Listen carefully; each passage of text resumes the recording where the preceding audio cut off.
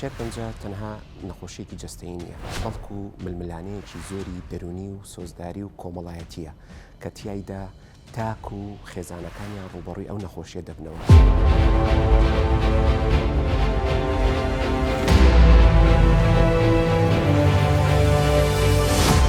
بۆیە ئێمە وەکو گروپی گەشتبین بۆ پاڵپشتیکردنی توشبوانی شێرپەنجەی مەمەک لێرە پەیامی زانیاری و پەیامی پاڵپشتی دەرونی و پاڵپشتی کۆمەڵایەتی لێرەوە بڵاو دەکەینەوە کە تیایدا ئێمە ئەڵێین زۆر زۆر گرنگە ئەو چارەخوازە بەڕێزانە کە ڕوبەڕووی شێرپەنجە دەبنەوە لەو ناوە نەترسن، هەوڵ بدەن لە ناوەڕۆکەکەی تێبگەن، چکە بە تێگەیشتن لە ناوەڕۆکەکەی زۆر لەو مەترسیانەمان شی دەبێتەوە.